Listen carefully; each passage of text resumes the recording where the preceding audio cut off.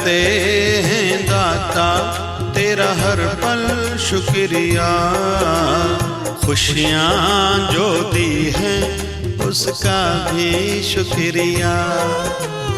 करते हैं दाता तेरा हर पल शुक्रिया, खुशियाँ। आध्यात्मिकता का ध्येय रूप प्राप्ति होना चाहिए। कोई किसी भी कारण से, किसी भी माध्यम से भगवत भक्ति की ओर अगर बढ़ा है, लेकिन ध्येय कभी नहीं भूलना चाहिए। हमारा ध्येय प्रभु प्राप्ति होना चाहिए। उसके लिए जरूरी है प्रभु के श्री चरणों के लिए प्रीति। जितनी जितनी प्रीति जीवन में बढ़ेगी उतना जीवन में राम रस बढ़ेगा। राम रस बढ़ेगा तो विषय रस दिन ब दिन कम होता जाएगा, विषयों के प्रति आकर्षण कम होता जाएगा। फिर तीसरा जो प्रमाद रस है उसकी ओर तो कोई ध्यान तक नहीं जाएगा, क्योंकि जिसको अगर कुछ पाना रहता है तो वो कभी प्रमाद नहीं करता, इधर उधर की बातों में अपने समय को बर्बाद नहीं करता। तो प्रभु प्राप्ति हमारा ध्येय बने। जैसे स्वामी रामकृष्ण परमहंस की माँ काली के साक्षात्कार के बाद भगवान श्याम सुंदर का जब ध्यान करने लगे तो अवस्था तो यहाँ तक पहुँच गई कि कोई गोविंद शब्द कहता था और उनके कानों में जब गोविंद शब्द पढ़ता था तो गोविंद नाम सुनते ही उनकी समाधि लग जाती थी। अगर खड़े हुए होते थे तो गिर जाते थे।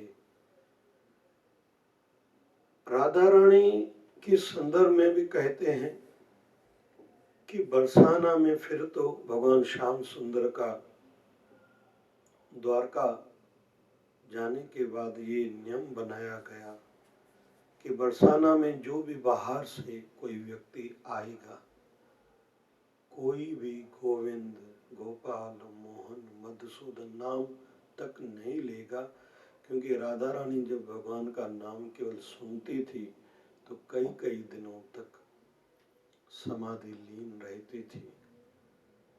तो जब प्रीति बढ़ती है तो फिर तो संसार का आकर्षण, संसार के विषयों का आकर्षण, उल्टा सोचना, ईर्ष्या, मद, विकारों के प्रति वृत्ति का आकर्षण, ये छोटी छोटी बातें फिर लगने लगती हैं, जीवन से चली ही जाती हैं। जैसे जब प्रकाश आता है तो अंधेरा तो खुद ही जाता है। अंधेरे को हटाने के लिए, अंधेरे से बचने के लिए कोई अलग विशेष प्रयत्न नहीं करना पड़ता। वैसे जब जीवन में प्रभु प्रीति बढ़ती है तो काहे की नफरत, किससे नफरत, क्यों इकट्ठा करना है, किसके लिए इकट्ठा करना है। नई विषयों के प्रति खुद आकर्षित कोई होता है और नई ऐसी सोच बनती है कि मैं परिवारजनों के लिए इकट्ठा करूं, मैं चोरी करूं, मैं फ्रॉड करूं, पराया किसी का लिया हुआ वापस नहीं दूं, मेरा इतना अधिकार बनता है, या भ्रष्टाचार के माध्यम से मुझे ये इकट्ठा या इतना इकट्ठा करना है। फिर ये बातें तो जीवन में से सहजता से ही निकल जाती हैं। जैसे जोर दिया जाता है कि पढ़ाई होनी चाहिए, बेटी बचाओ बेटी पढ़ाओ, ये सरकार की ओर से अभियान चालू है जिसमें हम पूरे भारतवासियों को सहयोग करना ही है और लाभ भी हम सबका ही है। तो जैसे जैसे पढ़ाई जिसके जीवन में बढ़ती है तो शिष्टाचार भी बढ़ता है और बढ़ना चाहिए। वैसे ही जैसे किसका विवाह जब होता है तो विचारों में खुद ही परिवर्तन आता जाता है। अपने कर्तव्य के प्रति जवाबदारी मेरी क्या है और पूरी जवाबदारी से मेरा जीवन व्यतीत होना चाहिए, इस प्रकार की मानसिकता बढ़ती जाती है। तो जब भी जीवन में कोई बदलाव आता है तो विचारों में बदलाव, परिवर्तन तो खुद ही आता जाता है और जो नहीं करेगा फिर आगे बढ़ ही नहीं पाएगा।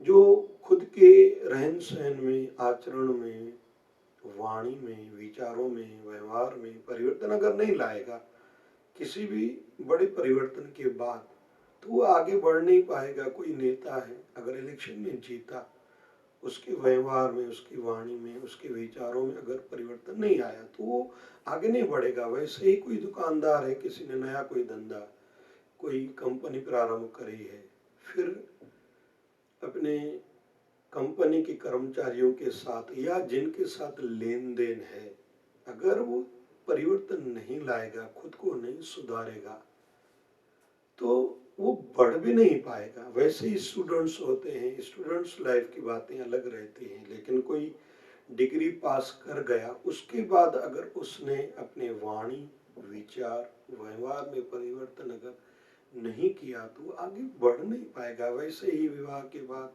और खासकर गुरु दीक्षा लेने के बाद जिस भी साधक ने अपने व्यवहार में, विचार में, वाणी में अगर परिवर्तन नहीं किया, गुरु कृपा का विशेष व अधिकारी नहीं बन पाएगा।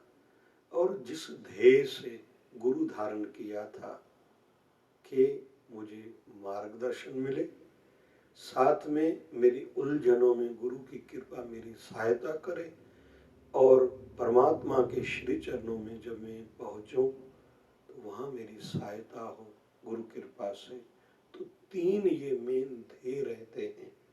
अभी मुझे अच्छा मार्गदर्शन मिले, क्या करना है, क्या नहीं करना है, क्यों नहीं करना है, या क्या क्यों करना है, कब करना है, कैसे करना है, ये गुरु के वचनों के माध्यम से मार्गदर्शन मिलता है।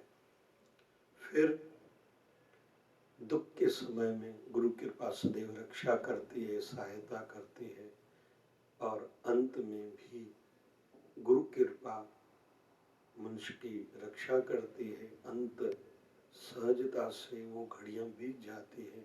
जैसे कहते हैं कि जिस समय शरीर से प्राण निकलते होते हैं, उस समय 10,000 बिच्छुओं के डंक के जैसे पीड़ा होती है, और वो पीड़ा खुद ही सहनी पड़ती है। साथ में कोई क्यों न खड़ा हो, उसको बताया जा नहीं सकता, तो उस समय गुरु कृपा रक्षा करती है। फिर परलोक में भी गुरु की कृपा सहायता करती है। तो ये ध्येय नहीं भूलना चाहिए। जैसे एक साधक ने गुरु दीक्षा प्राप्त की, योगायोग उसी समय गुरु को कहीं ट्रेन में से उस नगर से दूसरे नगर कहीं जाना था, योगायोग इसको भी उसी ट्रेन में जाना था, वो भी गाड़ी में चढ़ा, टिकट नहीं ली, टीटी आया, अरे भाई टिकट दो, बोले मेरे पास टिकट नहीं है। भाई आपको तो कुछ सजा भुगतनी पड़ेगी, जेल में डाला जाएगा, पनिशमेंट मिलेगी। तो उसने कहा मेरे गुरु महाराज है ना, आप उनसे जाके बात करो। वो उस टिकट चेकर को अपने गुरु महाराज के पास लेके आया, तो गुरु को आके उस टिकट चेकर ने कहा, टीटी ने कहा कि आपने, आपके शिष्य ने टिकट नहीं ली है। तो गुरु ने कहा भाई क्यों नहीं लिए? बोले आप जो हो, आप मेरी सहायता करो, अगर यहाँ आप नहीं छुड़ा सकते तो वहाँ कैसे छुड़ाओगे? तो इस प्रकार की कई धारणाएं आज का साधक मन में रखता है कि गुरु का वैभव अगर जिसका ज्यादा है, जिस संत के पास भीड़ जाता है, बड़े बड़े लोग आते हैं, तो उस गुरु से दीक्षा लेनी है, मतलब संसार के सुख प्राप्त करने हैं, या उस माध्यम से मुझे बहुत कुछ प्राप्त करना है, ये धारणा ठीक नहीं है। गुरु मेरा मार्गदर्शक है,